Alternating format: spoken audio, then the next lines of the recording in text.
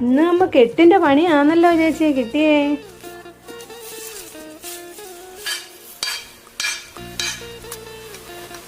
ചേച്ചിക്ക് ഇത് എന്ത് പറ്റി? ഒരു ക്ഷീണം പോലെ, ഉഷാറൊന്നും ഇല്ലല്ലോ. ഇന്നലെ ഉറക്കമൊന്നും ശരിയായില്ലേ? ഒരു വല്ലായ്മ. ഈ പ്രായത്തിൽ ഉറങ്ങാതിരിക്കേണ്ട വല്ല കാര്യവും ഉണ്ടോ? കുറച്ചൊക്കെ ഇനി അങ്ങ് ഒതുങ്ങണം കേട്ടോ. പിള്ളേരെയൊക്കെ പഠിക്കാൻ കൊണ്ടാക്കിയിട്ട്. അങ്ങനൊന്നും അല്ലടി, നീ ഉദ്ദേശിക്കുന്ന പോലൊന്നും അല്ല.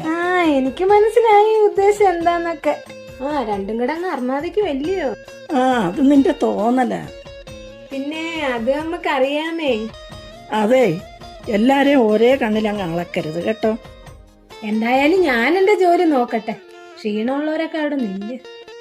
അങ്ങേര് ഇന്നലെ കുടിച്ചിട്ടാടി കയറി വന്നത്. അയാള് 4-ാം കാലിലാ കയറി വന്നത്. വിറ്റായ നല്ല അല്ലയോ? അവിടെ ഞാനും കയറി കിടന്ന് ഉറങ്ങുമല്ല, ശല്യമില്ലല്ലേ. അത് നിന്റെ കെട്ടിയോ. കയറി വന്ന് അയാള് കിടന്ന് സുഖമായിട്ട് കിടന്നുറങ്ങും. അതുപോലാണോ എല്ലാരും? ഇയാൾക്ക് പിന്നെ അവിടെ ജോലിയാ വെളുക്കുന്നവരെ. നല്ല അല്ലയോ? രാവിലെ മുതൽ ജോലിയും ചെയ്തിട്ട് വന്ന് രാത്രി വീട്ടിലെ പണികളെല്ലാം ചെയ്യാന്ന് പറഞ്ഞ നല്ല കാര്യമല്ലയോ? അതെ അതെ, നീ വന്ന് നോക്ക്. നല്ല ജോലിയാണോ ചെയ്തതെന്ന് നീ വന്ന് വീട്ടിലോട്ട് വന്നൊന്ന് നോക്ക്. ചോറും കറിയെല്ലാം അവിടെ കിടപ്പുണ്ട്. വെന്തിരുന്ന എല്ലാം എടുത്ത് അയ്യത്തെറിഞ്ഞു. പിന്നെ എന്തെങ്കിലും മിണ്ടാൻ പറ്റുമോ? എന്തെങ്കിലും മിണ്ടി പോയാൽ എൻ്റെ തലമുടിക്കെല്ലാം കൂടെ ചുറ്റി പിടിച്ച് വട്ടം കറക്കിക്കളയും.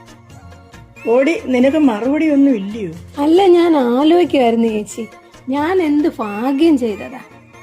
അയാളാണെങ്കിൽ ഇതൊക്കെ വലിച്ചു കയറ്റിയിട്ട് വന്ന് ഫിറ്റായിട്ട് അവിടെ കിടന്നു. ഒരു ശല്യവും ഇല്ല. എനിക്ക് പിന്നെ ആരെങ്കിലും വിളിക്കണേ വിളിക്കാം, സംസാരിക്കണേ സംസാരിക്കാം. നേരം വെളുക്കുന്നവരെ എന്റെ ലോകമാണ്. എനിക്ക് ഇങ്ങനെ ഒരു ഭാഗ്യം കിട്ടിയില്ലല്ലോ ദൈവമേ.